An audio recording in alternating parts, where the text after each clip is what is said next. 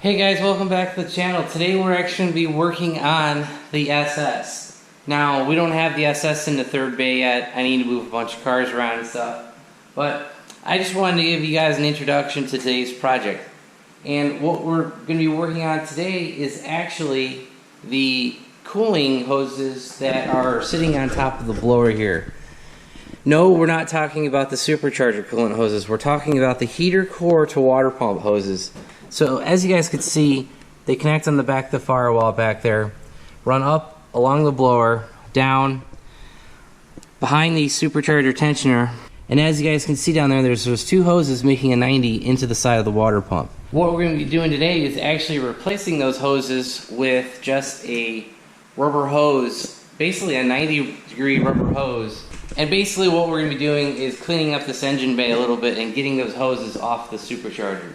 Because if you guys look, those hoses are actually rubbing on the hood liner, which, you know, some people may freak out about, but obviously for me, not a big deal. But what we're going to be replacing them with are a set of Gates hoses. So 180, 77, 180, 78.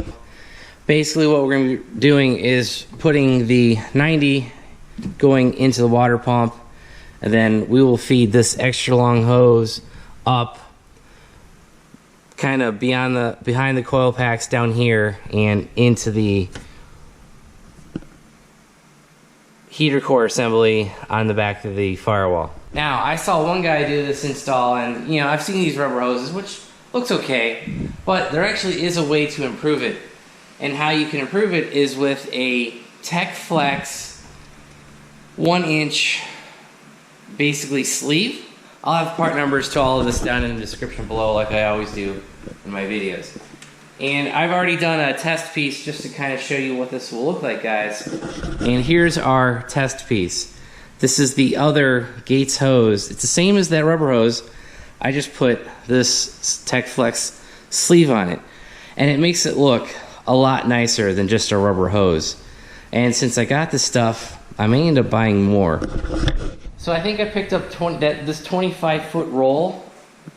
I think it was maybe $15, which is kind of pricey, but you know, you could use this for wire harnesses. You can use this for covering up rubber hose like we're going to be doing today.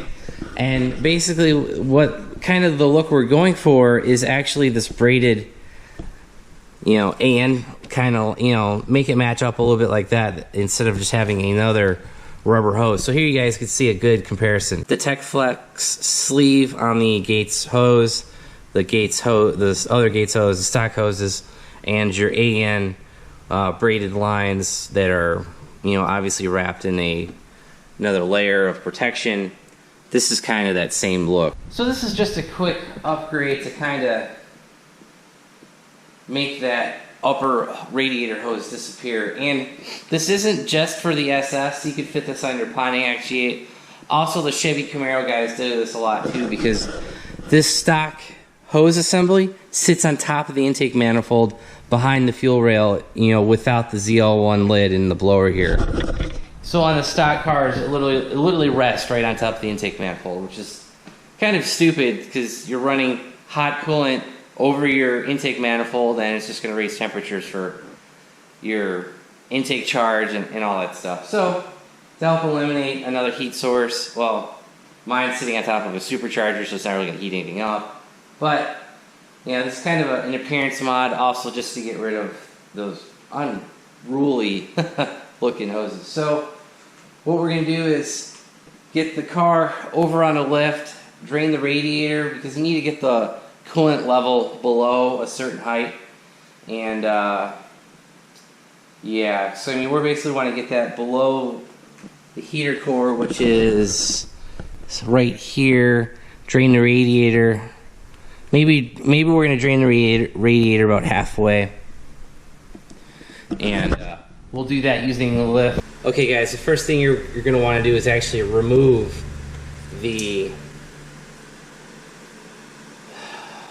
Gates label, just because I think this white text and ink would show up through the heat sleeve, through that Tech Flex sleeve material, and just simply pull the sticker off. That's one thing to do. Now, what I did on the other piece was I simply just stuck my finger into this hole, and as you guys can see, it expands. What you're going to do is simply slide the sleeve over the hose, but we're going to find your problem is you can't push it anymore. As you guys can see, it's like it's not moving. So here's what you do. Press the end like this, boom, it will bubble, and now you can force the rest of the sleeve down. And we're just going to keep redoing that. Boom, press the end, push down, press the end, push down, push down. And as you guys can see, I mean, this is pretty simple. So we'll do that. Phil will fully cover the sleeve and update you when we're done. As you can see, we have the hose fully wrapped in the Tech Flex sleeve. As you can see, I have a couple inches extra here. I've got probably a couple inches here. What we're gonna do is simply cut about an inch off the back. And I think what we're gonna wanna do when we do the final install is actually heat this with a torch or a cigarette lighter, just to prevent the end from fraying even more.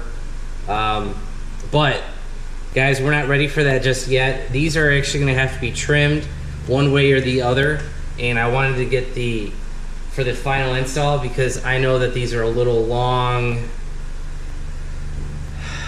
I think they're long on the L, so I think we'll have to trim this down, and we'll just cut the Tech Flex and do our final install then.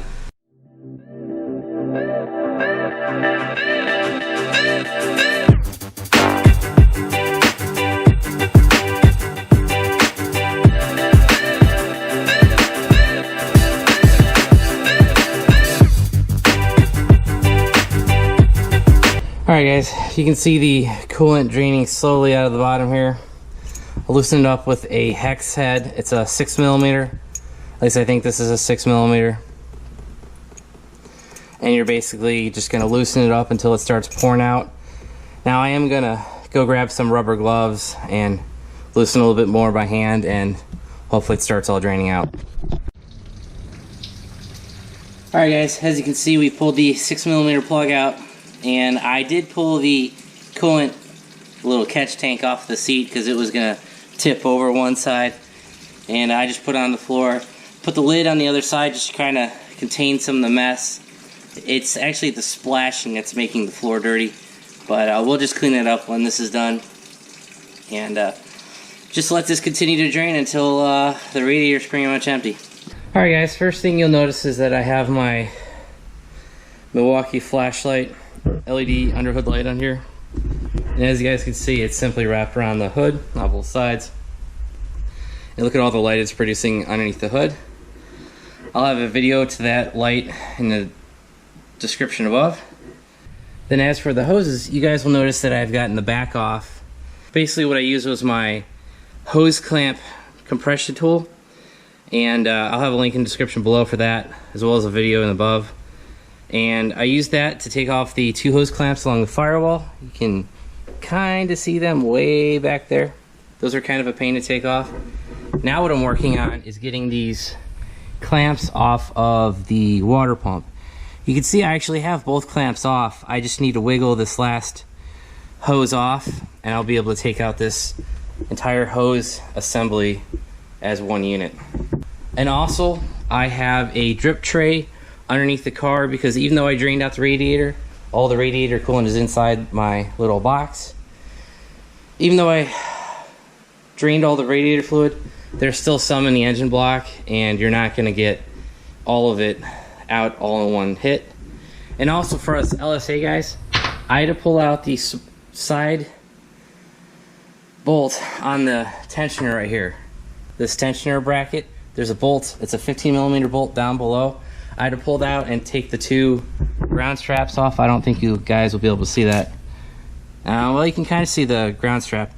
There's two ground straps that I had to pull off because the angle of the clips, the hose clamp, was in the way of getting this hose assembly off. So to be able to get one off, I had to take that 15mm bolt out from the side of the bracket that screws into the cylinder head, take the grounds off, and I finally got enough room to get the hose clamp tool around that hose clamp. So those are kind of the updates. I'm going to pull this last hose out and we should be able to get this whole assembly off the car. Oh, almost there. Alright guys, awesome, we got it. Try to hold this up so it don't drain more coolant. Alright.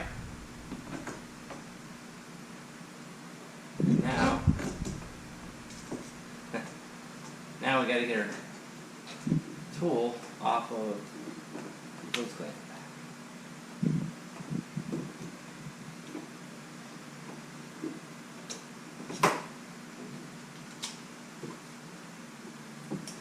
Alright guys, so these are the GM hoses that we are going to be replacing. And like I said, that 90 will go off the water pump and the straight end is going to go up into the firewall. So that's off. Alright guys, you might be able to see that I made a mark right here with my marker. Basically what we're going to do is I have installed both of the water pump side fittings with their appropriate hose clamps. I already did the larger hose clamp assembly and already tied it into the firewall where the heater core is, and now I'm going to do the last one. And I left like a 2-inch gap on each end of the hose. That way if we ever have to move things around, we've got a little bit of flexibility here. And so basically I found that what cuts this hose the best is just a pair of scissors. Just kind of cut, cut, cut, cut. There you go. That cut it fairly smoothly, not the smoothest I'll admit. So now we've got this raw end with a frayed end on the end of it. Now how we fix that is actually by putting a hose clamp on the end and then I burn it. And I'm not burning the rubber hose, I'm just burning the nylon sheath, and that will help prevent this from fraying any more than it already is. Alright guys, as you can see I got the hose clamp on the end here. I will trim the extras off. Trying to catch these and not let it fall in the engine bay. And the other thing is you don't want any of these falling into the tube. We're good, it's clean. And just snip off the extras. Alright guys, so we have trimmed off all the extra. And just use a little bit of heat to melt these frayed ends. And no, this isn't the rubber hose burning. It is actually the